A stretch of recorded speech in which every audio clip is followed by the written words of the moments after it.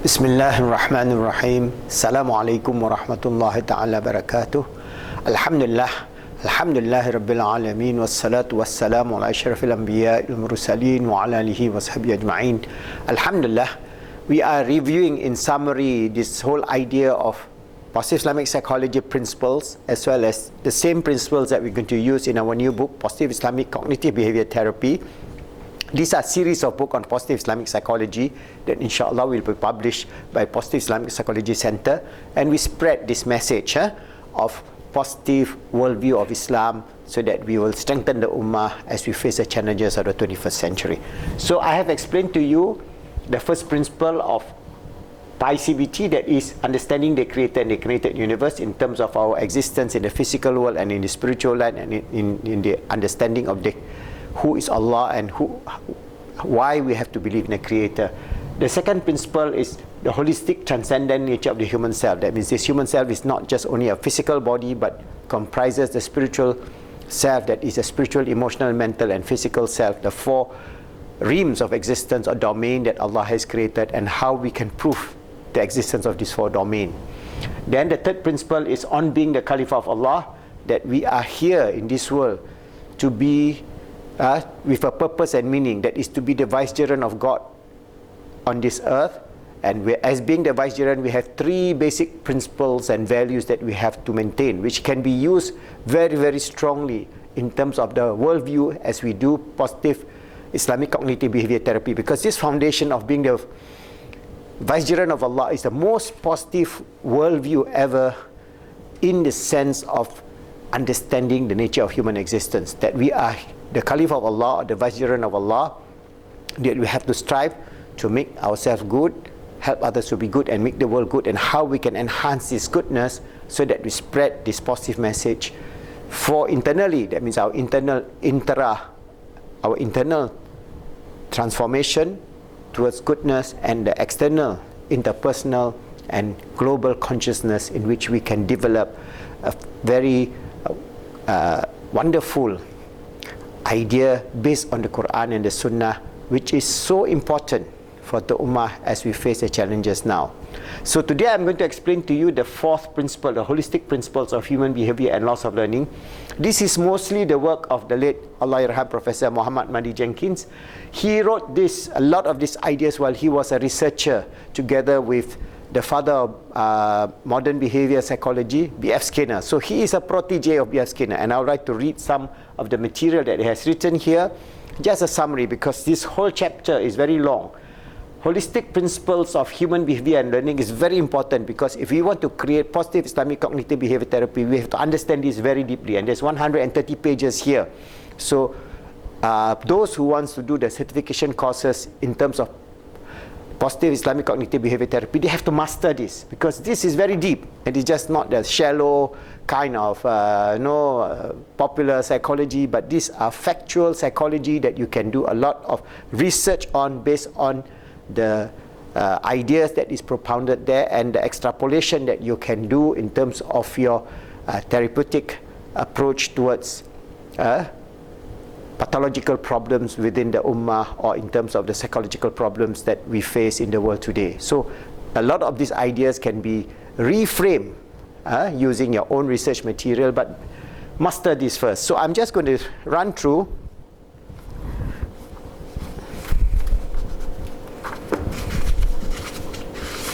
this whole chapter here, 130 pages.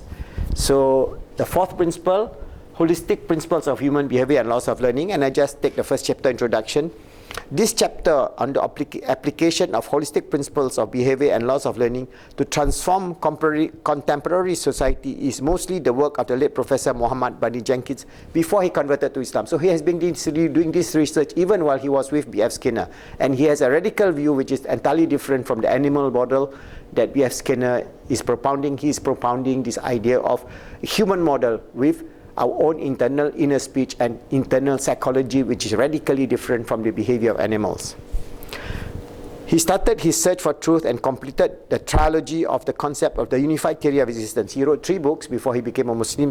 These 3 books are the unified theory of existence, book 1, 2, 3, after leaving the university, because when he was propounding this idea, those people around B.F. Skinner were all hardcore behavioralists, psychologists, and they just make fun of this poor fella.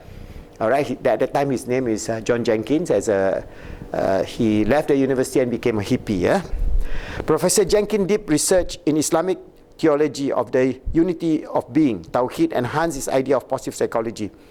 Later he realized the beauty and truth of the Islamic concept of the vicegerent of God in Islam. That means the Khalifa concept. Okay, since his demise in 2006, this work has been continued by me, and we are trying to propound this idea, as I say, spread this message, this positive message of positive Islamic psychology to the world.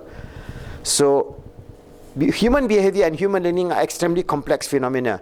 As you develop more knowledge on the nature of the human self, as well as the scientific discoveries of the nature and the function of our brain, we will have a better understanding of the holistic nature of human behavior and learning.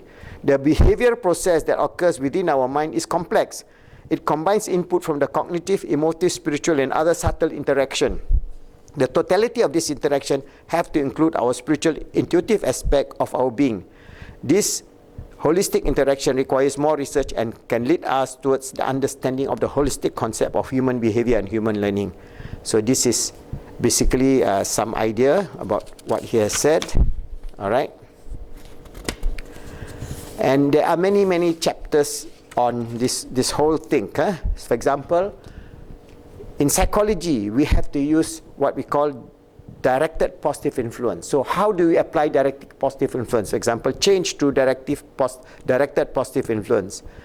This is very important actually in the 21st century, all right? The death facing the human race is not so much a threat as an alternative. The actions, all action has some outcome. Whether we do the positive action, we have a positive outcome, negative action, negative outcome, collective action, collective destruction. So it is often possible to predict beforehand what will be the probable outcome of any action. If we consider the overall human behavior in human society, that means at present, as the action, we can predict very reliably what the outcome will be. It will be the destruction of human life. That means even 35 years ago, he have seen this idea that this greed, this consumerism, this idea that this planet Earth, we can pollute and destroy, pump CO2 to the extent that today we have the CO2 level that is the highest ever in the history of humanity, in the history of the world. For more than 400 million years, we didn't have this kind of extreme CO2 level, and it will result in extreme weather pattern, result in the melting of the polar ice, result in the releasing of the methane gases now in hydrate form, because once the temperature rise, the methane will just be gone to the atmosphere, and methane is 20 times more potent in terms of the destructive greenhouse effect.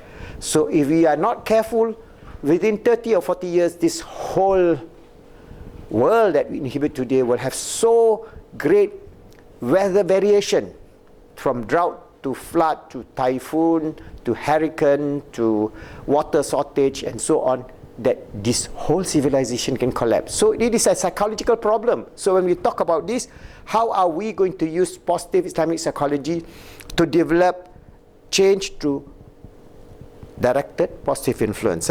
So, for example, it will be the destruction of human race, perhaps all life on this earth. Once we realize this, we must choose to change and live in harmony with the natural order, or accept the natural consequence of society wrongs action.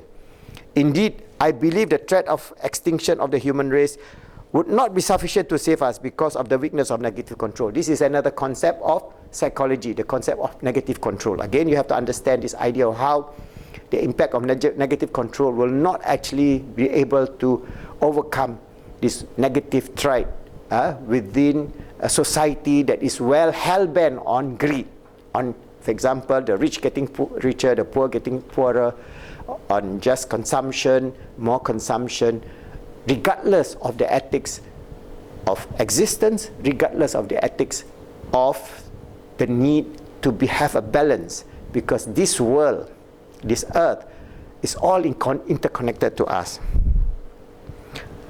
So this is some of the idea. I've just taken some chapter.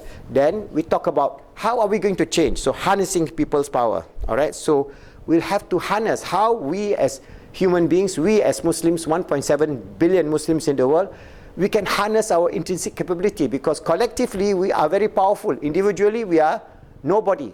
but collectively we are very powerful. So how are we going to direct the Muslim Ummah of harnessing the Ummahtic power towards positive world, towards goodness? That means now the Ummah, the harnessing of the Ummahtic power is now misdirected.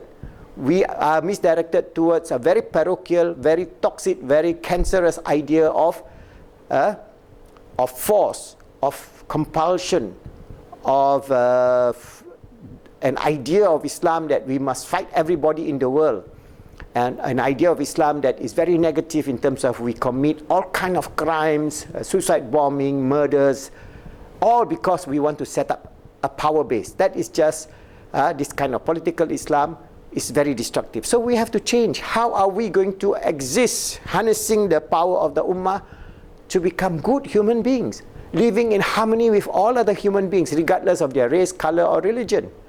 We have to live together because Allah has ordained until the last breath of this earth, we will have Christians, we will have Hindus, we will have Buddhists, we will have lots of varieties. For example, in the Western world, 90% of those in the Western world doesn't have any religion anymore. They are atheists. So we will have to confront them gently. How? First, we must learn how to accept as they are, because that's what Rasulullah teaches us, that we must be able to gently, out of real love for them, real concern for them, that we bring about change through positive directed influence. This is an idea that Professor Mahdi Jangkar had written this about 35, 40 years ago. And the whole idea of how to harness the Ummah and how to use it so that we can use positive directive influence to using the capability of the Ummah to change. And slowly but surely, inshallah, we will then impact the world to become a wonderful world where Muslims can live in peace and happiness with all human beings in the world. So if I'm just taking only 3 pages from here, so if there are many other pages, you will be surprised at the depth of the learning.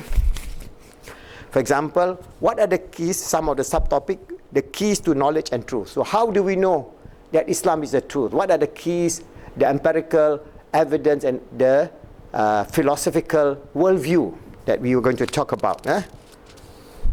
So, for example, he says, truth is like a seed which once planted in the mind of an individual germinates, spreading its roots throughout the social body of the human race and flowering in the collective consciousness of humanity. Such beautiful words. So this is what we are trying to do in positive Islamic psychology, and now in this new book I'm trying to write of positive Islamic cognitive behavior therapy, because if we can change our cognitive framework, we can change ourselves and inshallah change the Ummah and change the world.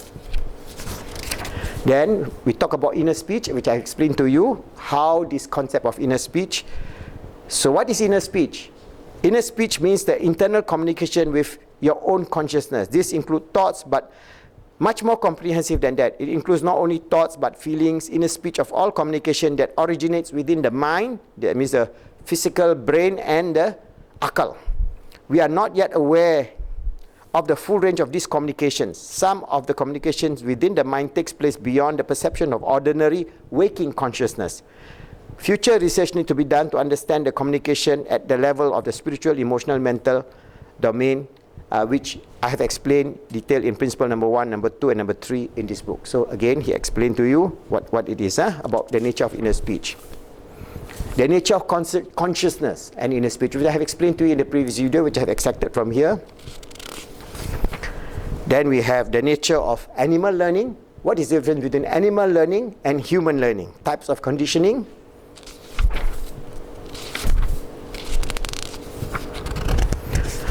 We talk about classical conditioning. We talk about operant conditioning, how we can use some of this operant conditioning in Pi-CBT, because it's very important. Those are empirical evidence in which we can correlate and which we can actually extrapolate towards using it. The concept of reward and punishment in psychology, the concept of reinforcement and learning,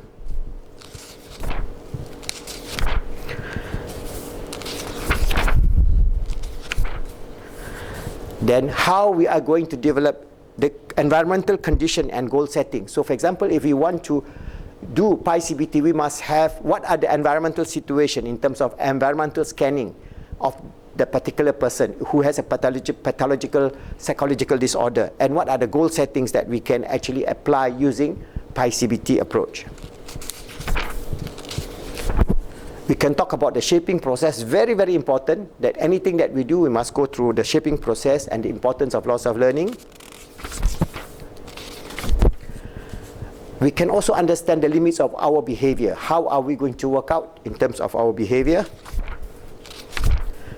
We talk about generalization, nature of human learning, how we talk about how our behavior are shaped by social reinforcement. So the whole idea of social reinforcement is very important in psychology. What is the nature of anxiety? What is the nature of negative conditioning? And then applying the laws of learning as a foundation for social change. So we have to change our ummah. This is some of the ideas that is listed here.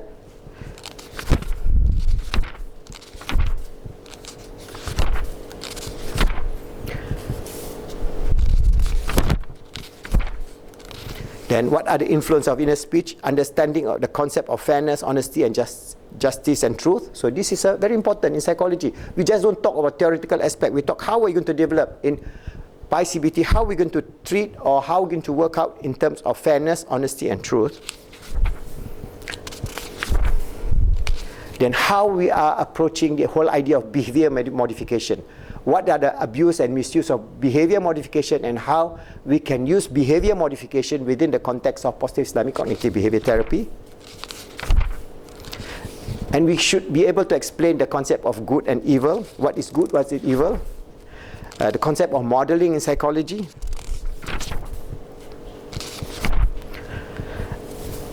The effects of conditioning. The nature of force and aggression. This is also very important, especially for the ummah now, where the ummatic worldview now is shaped by the extremists, where they use force and aggression, which is un-Islamic, and we can explain this from the perspective of positive Islamic psychology and how we can change the mindset through positive Islamic cognitive behavior therapy. The nature of guilt, where Islam has a very good idea, where we are not born sinners. Opportunities and potential for success in life, to be achievers in life. The difference between inherent human potential, tendencies, and behavior. Collective human consciousness. Characteristic and factors of mental illness. And then the understanding of the self-fulfilling prophecy, the Pygmalion effect. Classification of mental illness, why treatment of mental illness fails now. So this again, we can have a better idea of therapeutic approach towards the whole range of psychological problems. Understanding phobias, cognitive dissonance, and how cognitive dissonance affects our thinking, behavior, and what are the remedies towards overcoming this whole idea of cognitive dissonance. And then we have this idea of how we're going to live the ummah through understanding of the spiritual and mystical knowledge, which will be the foundation, and then conclusion. So you can imagine, I'm just giving you just a heading only. There's 130 pages there.